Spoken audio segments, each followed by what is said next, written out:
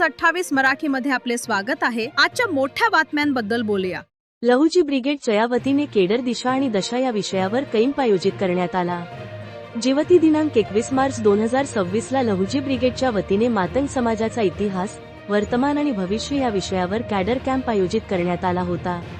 Cadre कॅम्पमध्ये वरील विषयावर डॉक्टर अंकुश गोतावळे यांनी जवळपास रात्रीचे 2:30 तास सविस्तर मार्गदर्शन केले। कार्यक्रमाच्या अध्यक्षस्थानी श्री भगवान डुकरे सर तर उद्घाटक म्हणून श्री विजयकुमार कांबळे हे होते।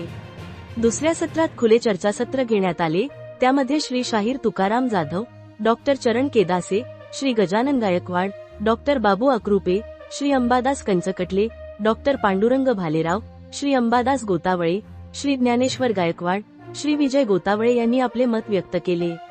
त्यानंतर क्रांतिकारक फकीरा राणोजी साठे यांची जयंती घेण्याचा ठराव सर्वानुमते घेण्यात आला। कार्यक्रमाचे सूत्रसंचालन योगेश पट्टेवाले व श्री हिमांशु कांबळे यांनी केले, तर आभार प्रदर्शन श्री संतोष भालेराव यांनी केले। कॅडर कॅम्प जवळपास 4 तास चालले, परंतु कोणीही सभागृहाबाहेर गेले नाही। पहिलाच कॅडर कॅम्प असल्यामुळे 50 लोक गृहीत धरून नियोजन केले होते, परंतु 103 लोक उपस्थित राहिले। विशेष म्हणजे जवळपास 80% बांधव हे 20 ते 35 या वयोगटातील होते। कॅडर कॅम्पला प्रतिष्ठित व ज्येष्ठ नागरिक, नेते, कार्यकर्ते व युवक उपस्थित होते। कार्यक्रम यशस्वी करण्यासाठी लहुजी ब्रिगेडच्या कार्यकर्त्यांनी अथक परिश्रम केले। जेवती तहसील रिपोर्टर लहुजी गोतावलेची रिपोर्ट।